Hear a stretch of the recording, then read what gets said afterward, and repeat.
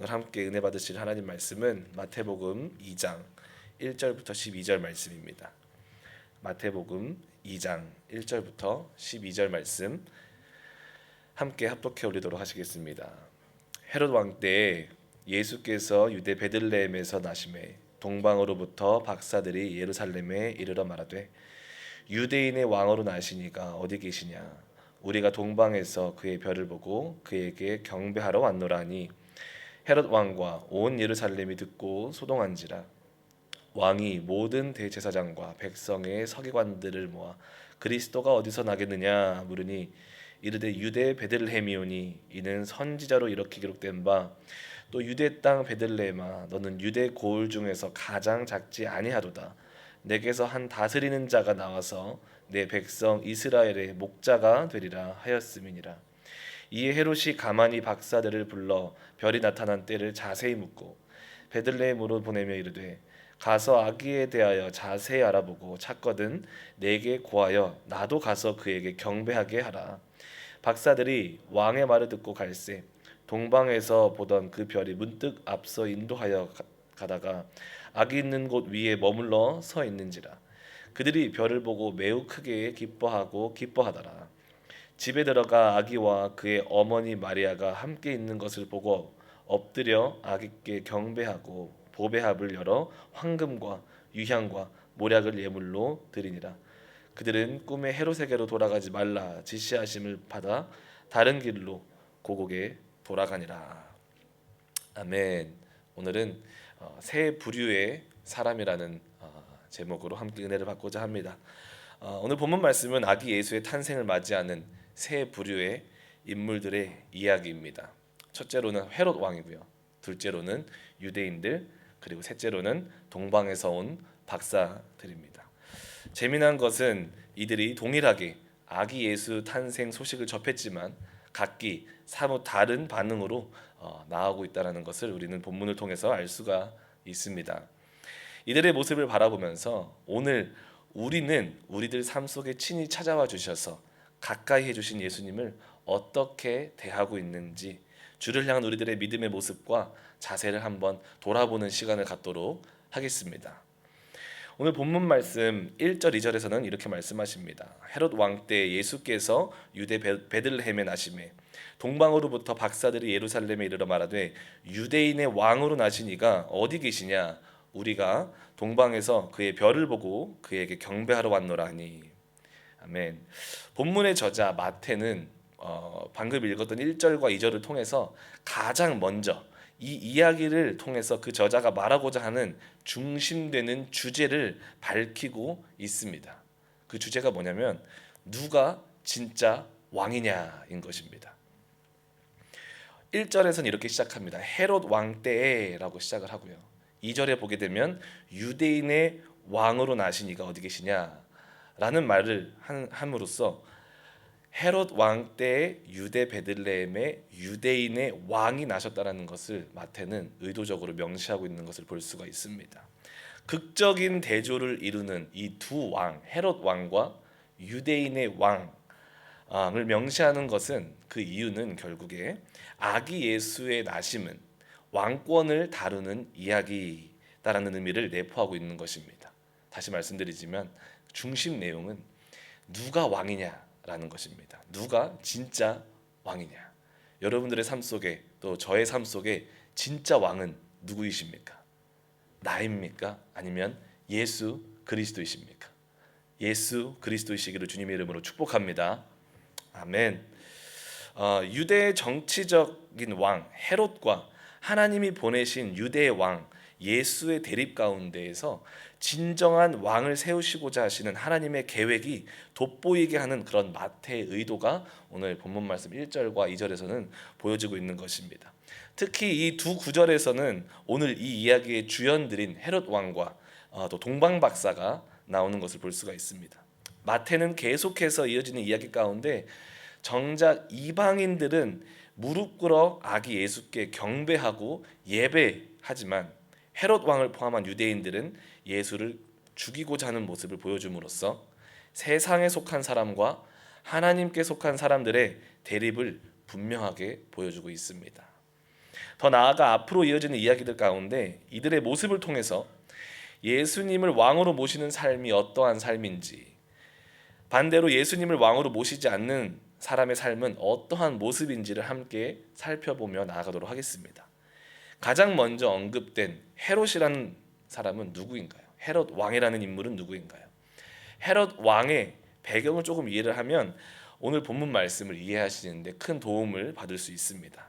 당시 유대인들이 살던 땅은 로마 제국의 통치하에 있었습니다. 그에 따라서 국권과 국토를 강대국에게 빼앗긴 국민으로서 유대인들의 그 서러움과 고통과 고생은 말로 표현할 수 없었을 것입니다. 마치 일제강점기 시절에 일본에게 우리나라의 영토와 또 우리나라의 권리를 빼앗겼던 그 아픔을 생각해 보면은 그나마 조금 이해할 수 있을 것 같습니다. 로마는 자신들이 통치하는 땅의 각 지방을 다스리기 위해서 특정 지역을 담당해서 관리하는 분봉왕이라는 그런 사람을 지역마다 세웁니다. 아우구스투스와 안토니우스가 로마의 황제였을 때에 예수님 탄생 시 유대 지역을 관할하던 그 분봉왕이 바로 오늘 본문에 나온 헤롯 왕입니다. 좀 쉽게 설명드리자면 저희 시드니 순복음교회 당회장이 누구시죠? 모르신다는 표정으로 저를 바라보시면 안 됩니다. 누구실까요? 우리 김범선 담임 목사님이시죠. 담임 목사님이시고, 그럼에도 목사님께서 혼자 모든 지역을 다 관할하시는 게 아니라 각 지역마다 교구장을 세우지 않습니까? 저 같은 경우는 체스우드와 또 그린에이커와 또 힐스 지역을 담당하고 있습니다. 헤롯 왕은 그 로마의 교구장이었습니다. 이제 이해가 좀 되시나요? 네, 좀 이해가 되실 줄 믿습니다. 그런 어떤 개념의 역할을 하고 있었다라는 것이죠. 이 헤롯 대왕은 유대인과 에돔 사이에서 나온 호녀라입니다. 이러한 이유 때문에 유대인들은 헤롯 가문을 부정하게 여겼고 유대 지역의 왕으로 인정하지 않았습니다. 사실 이 헤롯 가문은 이러한 배경 때문에 이 훨씬 전에는 유대인들의 영향력 아래서 눌려 있던 가문이었습니다. 그러나 정치적으로 로마의 세력을 등에 업고 상황을 뒤집어서 오히려 자신들이 유대인들과 그 지역을 다스리는 분봉왕이 된 것입니다. 내 아래에 있던 사람이 갑자기 정치적인 힘을 힘입어서 유대인들을 막 다스리기 시작하는 거예요. 얼마나 상황이 애매하고 난감했겠습니까? 유대인들 입장에서는. 이러한 정치적인 배경 가운데 헤롯 왕과 유대인 사이의 갈등이 엄청났지 않겠습니까? 그 와중에 동방에서 온 박사들이 헤롯 왕에게 유대인의 왕으로 나신 이가 어디 계시냐라고 와서 물어보고 있는 것입니다. 2절에 물어보고 있었죠. 그래서 3절에 그 말을 헤롯 왕과 온 예루살렘이 듣고 소동한지라라고 말씀을 하고 있습니다. 그러니까 난리가 난 것입니다. 헤롯 입장에서는. 왜냐하면 자칭 유대인의 왕이었던 자신 앞에 진짜 다윗의 혈통으로 난 유대인의 왕이 탄생했다는 소식을 들었기 때문에 그렇습니다. 이제 긴장감이 흐르기 시작하는 것이죠. 헤롯에게 있어서 하나님이 세우시고자 했던 진짜 왕, 진정한 왕 예수는 어떤 존재였을까요? 잘 생각해 보면 그저 자신의 자리를 빼앗을 수 있는 어떠한 유대인 출신의 사람일 뿐이었습니다. 헤롯에게는 하나님의 꿈, 하나님의 구원인 예수는 그닥 중요한 인물이 아니었던 것 같습니다. 받아들이지도 않았고 그저 자신의 위치와 자리를 지키기 위해 헤롯 왕에게 있어서 예수라는 사람은 제거해야 할 대상으로 또 거절해야 될 대상으로밖에 여기지 않았던 그런 헤롯 대왕의 모습을 우리는 볼 수가 있습니다. 본문 4절에도 말씀하십니다. 왕이 모든 대제사장과 백성의 서기관들을 모아 그리스도가 어디서 나겠느냐 물으니, 헤롯은 그 아기 예수가 어디서 나는지 묻고 있습니다. 왜 아기가 어디서 나는지 묻고 있을까요? 본문 8절에 보게 되면 베들레헴으로 보내며 이르되 가서 아기에 대하여 자세히 알아보고 찾거든 내게 구하여 나도 가서 그에게 경배하게 하라. 찾고자 하는 이유가 그 아기 예수를 만나면 경배하기 위함이라고 합니다. 과연 정말 그랬을까요? 우리는 너무 잘 알고 있죠. 헤롯 왕이 아기 예수를 찾는 이유는 경배하기 위함이 아니라 자신의 욕심과 탐욕을 빼앗기지 않기 위해 예수님을 제거하기 위함이었다는 것을 우리는 너무나도 말씀을 통해서 잘 알고 있습니다. 이 모습을 보면서 우리 안에 헤롯과 같은 모습이 있지 않은지 점검해 보기를 원합니다. 우리는 우리가 가지고 있는 그 어떠한 부귀영화 때문에, 나의 위치 때문에, 또는 나의 명성 때문에, 나의 안위 때문에, 또는 내가 손으로 쥐고 있는 어떠한 것 때문에 내 삶의 진짜 왕이신 예수 그리스도의 통치를 거절하고 있지는 않나요? 나의 삶을 드리기를 거절하고 있지는 않은지, 주님의 부르심에 불응하고 있지는 않은지, 그런 모습이 없는지 오늘 기도를 통해서 주도 면밀하게 우리 스스로를 살펴보기를 원합니다. 나의 왕 예수를 우리 삶 중심에 모시는 진짜 신앙인이 되게 해달라고, 주님이 온전히 나의 삶의 주인이 되어 주시옵소서 라고 선포하는 그런 귀한 기도의 시간이 되기를 주님의 이름으로 축복합니다. 4절에서 6절에 보게 되면 이렇게 말씀하십니다. 왕이 모든 대제사장과 백성의 서기관들을 모아 그리스도가 어디서 나겠느냐 물으니 이르되 유대 베들레헴이오니 이는 선지자로 이렇게 기록된 바 또 유대 땅 베들레헴아 너는 유대 고을 중에서 가장 작지 아니하도다. 내게서 한 다스리는 자가 나와서 내 백성 이스라엘의 목자가 되리라 하였음이니이다. 본문에서 발견할 수 있는 두 번째 부류의 사람은 바로 유대인입니다. 특히 이들은 헤롯 왕이 메시아 예수의 탄생에 대해 물을 때 어떻게 메시아가 오시게 될지, 어디에 오시게 될지 아주 정확하게 알고 있던 사람들이었습니다. 방금 읽었던 본문을 보게 되면 이 유대인들은 예수님이 어디서 탄생하실지, 어떻게 탄생하실지를 아주 잘 알고 있는 모습을 볼 수가 있는 것이죠. 하지만 그들의 문제가 무엇이었습니까? 그들이 기다리던 메시아에 대해서 너무나도 잘 알고만 있었다라는 게 문제였습니다. 알고만 있었다라는 게 문제였던 것입니다. 이들은 백성의 서기관들이란 이름을 받을 정도로 인정받는 사람들이었고 바리새파에 속한 이들로서 율법에 정통한 학자들이었습니다.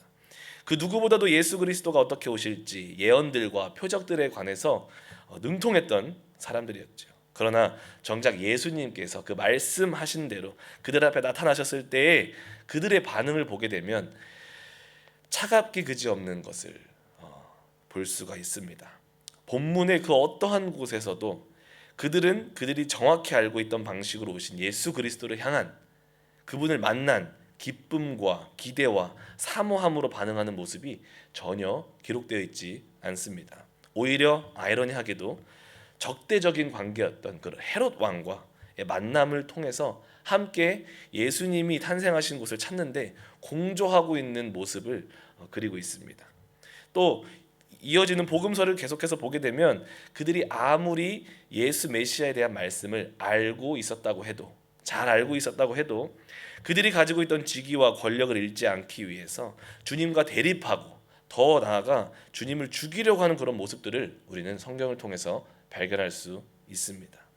왜냐하면 예수님은 자신들이 생각하기에 힘있고 좀 능력 있는 모습으로, 왕의 모습으로 와서 그들이 고대하던 로마 나라를 쳐부수고 자신들이 원하는 그런 가시적인 나라, 로마와 같이 힘있는 그런 나라를 세워주기를 원했다는 것입니다. 그것을 통해서 자신들이 가지고 있던, 소유하고 있던 그런 권력과 직위를 한층 더 튼튼하게, 견고하게 만들어주기를 바랬던 것이 그들의 바람이었습니다. 그래서 자신들이 그려놓은 그런 메시아 상 때문에, 말씀을 알고 있었음에도 불구하고 그들이 그려놓은 그런 예수님은 이런 모습으로 오셔야 돼 라는 메시아 상 때문에 자신들 앞에 말씀대로 오신 예수를 부인할 수밖에 없었던 것입니다. 왜냐하면 지금 말씀으로 오신 예수님은, 자기들 앞에 오신 예수는 자기들에게 그런 복들을, 그런 어떠한 힘들을 줄 수 있는 분으로 보여지지 않았기 때문에 그렇습니다.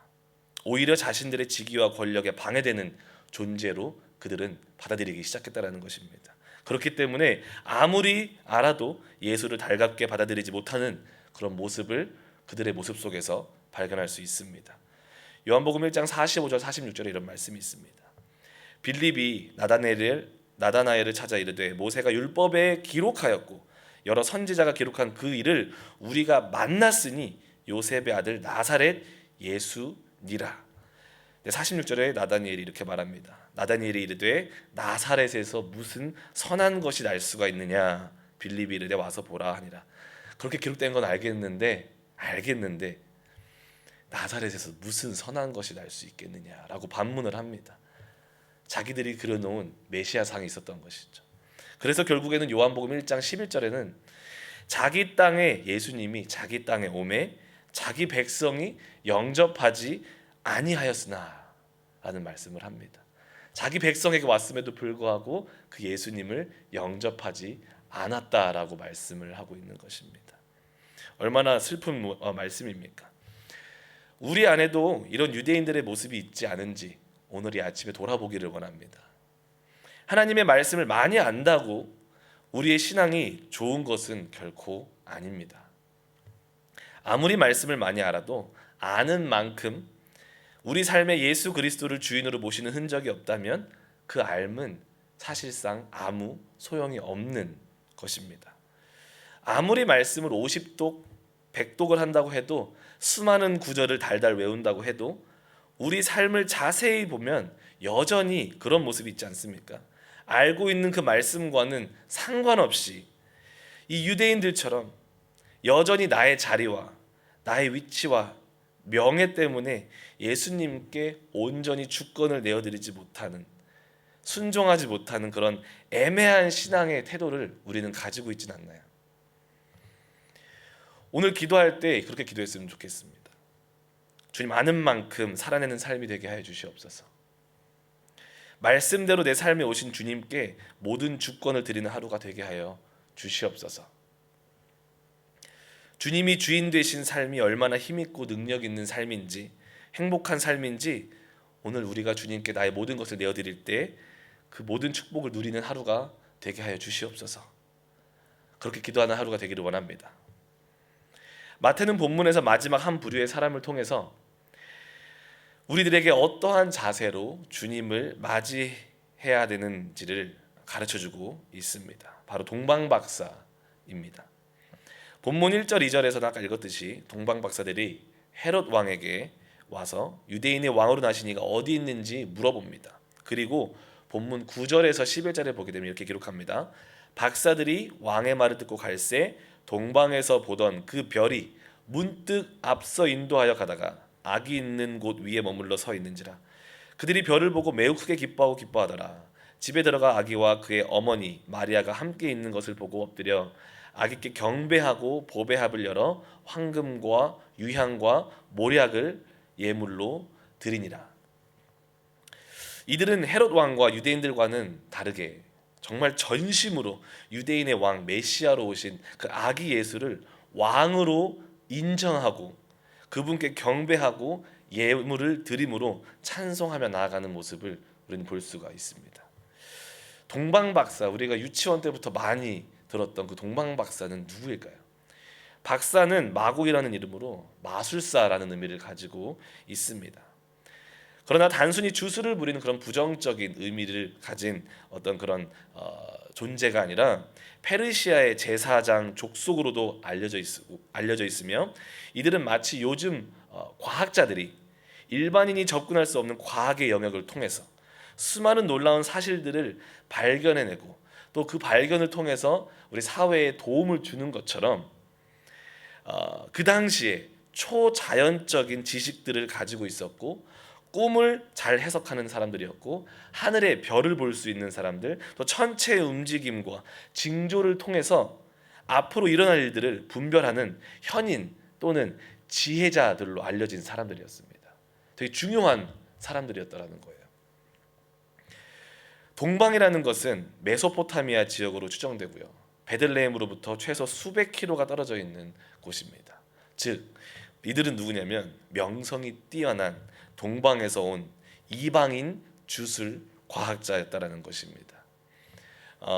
특히 그들이 별을 보고 그에게 경배하러 왔다라는 말은 그 동방 박사들이 이방인 박사였을지라도 유대교 신앙에 관해서 상당한 조예가 있었음을 알 수 있는 대목입니다. 왜냐하면 그 별, 그들이 별을 보고 따라왔다고 했는데 그 별은 민수기 24장 17절에 보게 되면 한 별이 야곱에서 나오며 라는 구약의 메시아 예언과 아주 밀접하게 연결이 되어 있기 때문에 그렇습니다. 마태는 헤롯 왕과 하나님의 선택받은 백성 유대인들의 그 차가웠던 반응과 또 이 동방 박사들의 반응을 아주 대조적으로 설명하고 있습니다. 동방 박사들은 이스라엘과 아무 상관없는 이방인들이었지만 그럼에도 불구하고 유대인의 왕의 탄생을 전심으로 기뻐하고 기대하고 값진 예물을 들고 그 아기 예수께 경배하고 찬양하기 위해 최소 수백 킬로미터의 여정을 통해 자신들의 안위가 위태로워지는 것을 마다하지 않고 그 예수께 나아오는 것을 우리들에게 설명해주고 있습니다. 그리고 이들은 헤롯 왕처럼 자신의 직위와 명성보다 진짜 왕 되신 그 예수 그리스도를 보기 원하는 것을 알 수가 있습니다. 또 이들은 유대인처럼 알무로만 끝나는 그런 것이 아니라 자신들이 알고 기다렸던 그분을 전심으로 만나기 원했다라는 것을 우리는 알 수가 있습니다. 그리고 그들은 자신의 생명을 걸고서라도 삶을 걸고서라도 시간을 걸고서라도 전부를 걸고서라도 그 진짜 왕 되신 아기 예수께 나와 자신들이 가진 가장 값진 것으로 영광 드리고 찬송하며 경배하기를 마다하지 않았다는 것을 우리는 말씀을 통해서 볼 수가 있습니다. 왜 그들은 그렇게 했을까요? 그분이 진짜 왕이라면 자신들의 삶을, 자신들의 모든 것을 책임질 것이라는 확신이 있었기 때문인 줄 믿습니다. 이방인이었을지라도 그분이 진짜 왕이라면 내 모든 것을 드려도 아깝지 않은 분이시다라는 그런 믿음의 선포가 그들 안에 있었기 때문인 줄 믿습니다. 마태는 이것을 통해서 무엇을 우리들에게 말하고 있는 것일까요? 마태가 이 마태복음을 기록할 때 그의 동포인 유대인들은 대부분 복음을 외면했던 반면에 이방인들은 교회로 몰려들고 있는 그런 상황이었습니다. 마태는 자신이 사랑하는 동족 유대인들에게 그리고 이방인들에게 동시에 선포하고 있는 것입니다. 예수 그리스도는 하나님께서 약속하신 구원의 성취자이시다. 그분이 우리의 진짜 왕이시고 그분은 유대인의 왕일 뿐만 아니라 모든 이방인들의 왕이 되셔서 온 인류를 구원하시고 그들에게 하나님의 나라를 세우실 분이시다라는 것을 말하고 있는 것입니다. 사랑하는 성도 여러분, 오늘 이 하루 우리의 진짜 왕 되신 그분 앞에 우리의 모든 것을 드리며 또 내려놓으며 동방 박사들이 자신의 삶을 들여 예수께 나아가 그분의 왕권을 인정하고 찬양하고 예배한 것처럼 나아가기를 원합니다. 우리도 그분을 우리의 오늘 하루 이 허락하신 삶 중심의 왕으로 모시는 삶 살기를 원합니다. 더 그분을 알아가는 하루가 되기를 원합니다. 더 그분을 바라보는 하루가 되기를 원합니다. 그분과 더 교제하시고 그분이 허락하시는 그 구원의 기쁨 가운데 그 사랑 안에서 그 진짜 왕을 모시는 가치를 분명히 알아 누리시고 세상 가운데 그 능력을 말하며 살아가시는 모든 성도님들 되시기를 주님의 이름으로 축복합니다. 기도하시겠습니다.